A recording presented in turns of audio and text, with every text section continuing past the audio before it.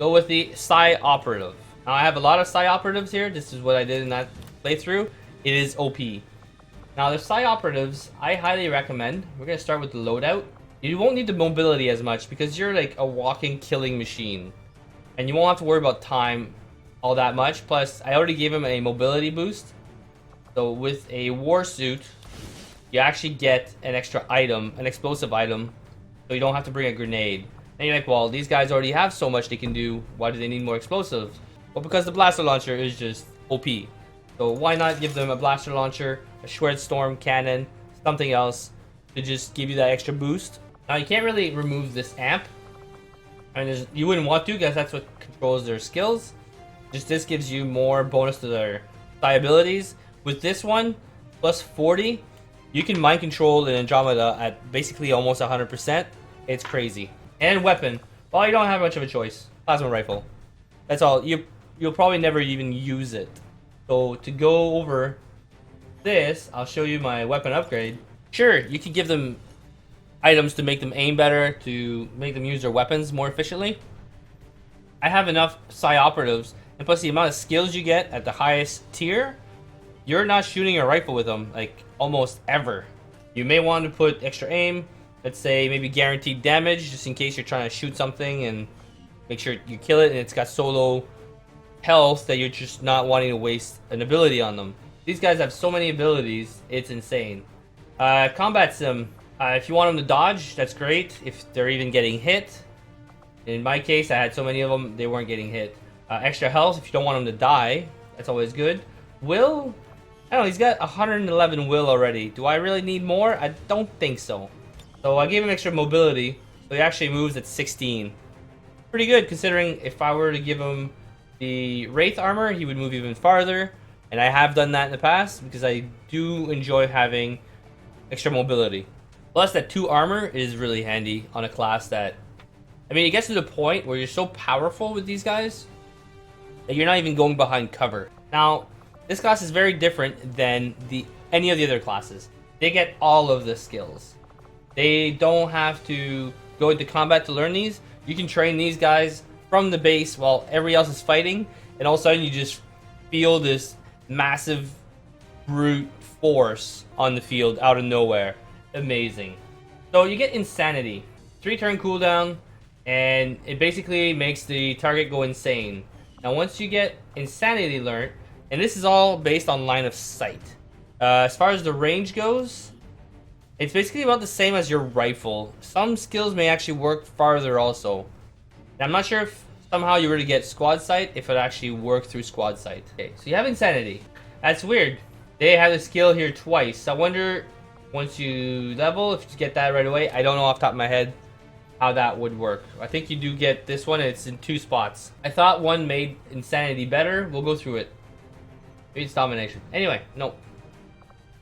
So there's a big difference between Mind Control, because it says here it can Mind Control the target, and Domination. Fire, if you played the Long War, it's basically your command. You can make somebody else move. Well, let's say somebody is in the open, somebody's in a bad spot. You can make them move again. If somebody has a grenade, you want to use another grenade, you can do that. Now, they get 1 action, so use it wisely. So if this is your first action, it will not end your turn. And line of sight is not required. You can use this from anywhere. It's going to work on anybody. Now, there is a maximum range to this. Even though you don't need line of sight, you can use it through a wall. But very handy to use, 3-turn cooldown. If you have more than 1 operative, it's crazy, because then you can just focus on whoever has the best potential for that turn. Stasis Shield. Now this was, at first, one of my skills. I'm like, man, I'm not going to use this. This skill is amazing. It works on anything. It works on a sectopod, works on a gatekeeper. If you're not sure what to do that turn, and you don't have a mimic beacon, there's multiple enemies even, you can use the Stasis Shield. It doesn't have to be on your character, it can be on the enemy, and it forces them to basically be stunned for 1 turn. They will not do anything that turn. They also can't take damage. Basically, this makes you ignore a target. If you have a sectopod, you can basically use this and then not even have to worry about for the next turn, and then figure out your strategy for that turn. Or if you have 2 psyops, you can stun it for 2 turns, finish up the rest of the group it's with, and keep going. It's amazing. You can use it on a character that's way out there, but I find it's more useful using it on a tough enemy. Okay, it doesn't say cooldown. There is definitely a cooldown in there. Alright, Soul Steal. Soul Steal is pretty amazing. You basically... So you will steal life back with... It's a different skill though. Weird. I thought it had to be... But some of these, I think the descriptions are weird. Okay, because you look on the side, I have Soul Fire here. I think here, this should be Soul Fire. Or this one should be Soul Fire. One of these two is not in the right place. When you get Soul Steal, it will give you leeching ability to take half the life from Soul Fire. Soul Fire is a guaranteed hit. Generally, I think it's about 6 damage. It may change, but with whatever amp you're using. It's a guaranteed hit, which is really, really handy. But it has a cooldown of probably 3 turns. This will boost it and make it give you half that health back. Solace. So you basically have an aura for 3 to 4 blocks around you, maybe a bit more. And it blocks all mental impairment. So all panic, all... Okay, I'm not sure about mind control. But basically, will is less of a factor. Because anybody around you will actually be immune to panic and anything like disoriented, anything like that. And then it's even to the point where if somebody gets mentally debilitated, you can move to them or near them within that circle and cure them of those situations. So this is a really big change to your playstyle once people start getting panicked. Sustain is nice, and like I said, these are not optional. These are part of your build. Okay, sustain. I've never actually had it happen. You basically go into Stasis Shield if you were to die. Instead of taking a killing blow, you will basically put yourself into a Stasis Shield and survive with 1 health. This can only be used 1 per mission. I'm assuming this is automatic because I've never actually had it happen. Forretress. Amazing. Basically, it's like wearing a Titan armor in Xcom Enemy Unknown. What this means is you can't take fire damage, poison damage. You're immune to a bunch of things. Now, it says explosive damage. A grenade will still hit you. So, I'm not sure what that means. Maybe a gas container going off might take less damage, but I'm sure you still take damage from explosives. But acid, poison, yeah, amazing. You're basically immune. You can walk right through that stuff. Doesn't matter anymore. Schism. Insanity does damage now, which is actually really awesome, and it actually ruptures them. If you're having a hard time dealing damage with a sectopod, you'll actually rupture the enemy with this. It works on robots. So you use Schism, and just amazing. Schism's only like 2 or 3 damage. It's not a big deal. But that rupture boosts damage from any other source after the fact by like 3. Crazy. It's just insane. Like, this class is the overpowered class of Xcom right now. Fuse. At first, I didn't really like Fuse. On normal, there's not many enemies with grenades. There's only a select few, or even explosives in general. There's no cooldown to this. So if you have more than 1 Psi Operative, and you're not too worried about the amount of damage, you can initiate combat with your Psi Operative, and then keep your other soldiers for, you know, reacting, whatever, doesn't matter. But this is a free hit. You can use this every turn, and I've noticed on Commander and Legend, a lot more aliens are using grenades. Now, the damage is kind of weak, because it goes by the grenade they're using. Generally 4 or 5 damage, but still, it'll shred their armor. So that's another way to shred armor in this game. And if everything else is on cooldown, it's better than shooting your weapon anyway. It's a guaranteed hit. If the enemy is behind cover behind a vehicle, considering they generally have alien grenades, it will more than likely blow up that vehicle along with them. So that's even more damage. So a thing to consider. But the thing is, now you're not controlling where that grenade is going. You're only going to be using it on that target. So unless they're in a really tight group, you're only hitting that one enemy. Domination. Best skill ever. Now, we were going to cover Insanity can do mind control. Mind control is temporary. You only get control of them for 2, max 3 turns. So you have to make sure you kill that soldier before he turns.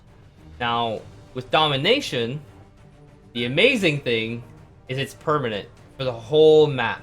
Now, you want to kill them before the end of the map for the XP anyway. I like using the Andromedas, personally, because they're like walking tanks. So you can use it on them. They have a unit in them controlling the armor.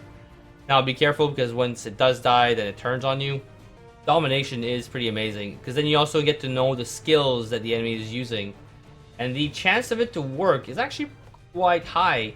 Near the end game, I'm pretty sure the Andromeda is some like 90 or 95%. It's up there. Instead of having to kill an enemy, you can just mind control them or dominate them, and they basically are on your side for the rest of the map. Now you won't control them that turn, it'll start the next turn. But having 6 of these guys, I didn't have to kill the enemy. I would just walk around, mind control, done. If you mind control a crystallid, if there's some in your map, use that crystallid to go find the other crystallids. So you're not wasting your soldier to take hits unnecessarily from the overwatch of the burrowed crystallids. If you mind control an entire group, then it's a group you don't have to kill outright. Be careful if you're not keeping track of the enemy and you have so many of these dominated, it will end the map and you won't get the experience or loot from those characters. So this is like the blaster straight line shot. It does the exact same thing. Damage, I think, is about 10 to 11 at max level or max amp level. The nice thing about this, it goes through walls. It ignores cover. So if you can line up multiple enemies, it will shoot multiple enemies. This is pretty good. The cooldown though is about 5 turns. So that 5-turn cooldown, you want to make sure you use it properly. But this works on mechs. So you can do a crap load of damage to mechs. It is pretty amazing. Especially if you have multiple lances. The null lance, you don't have to worry about anything. You're just a walking powerhouse at that point, which will be helpful in legend mode. If you can get that many soldiers, then the training may even be longer. And then the last skill, Void Rift. Some of you might remember this from the first one. Well, now you get it on everybody. This Void Rift, 5-turn cooldown. This is what I generally use to initiate combat now. I don't use anything else. You have to have somewhat line of sight, but it's not as hard to get as a grenade. Now, what's nice about this is it will do initial damage to everybody in that area. Mechs, bio, doesn't matter. It's hitting it. And I think it's about 6, maybe 8 damage AoE. It's pretty big, and the AoE is considerable size. It's not a tiny little grenade bot. I'm saying this, like, it's pretty big. Nice thing about this, and often I will kill an entire group by pulling with this, is it will also use Insanity. I don't know what the rule is for that. So you use Void Rift, and often enough, you'll use Insanity 1, 2, maybe even 3 times. You'll basically use it on everything that is left up. You can use Void Rift and still mind control the enemy, still panic them, still do more damage because now Insanity actually does more damage with one of these. Yes, right here. And you more than likely will rupture the enemy. That is insane. You could rupture a sectopod with killing the other 2. Now you only have to deal with a sectopod. Crazy. This is one of the best skills, in my opinion, to pull with. And you don't have to worry about cover because it'll hit regardless if it's behind cover. I can't remember off the top of my head though if it will break through cover. That is it for the Psi Operative. Very, very overpowered class. I highly recommend it.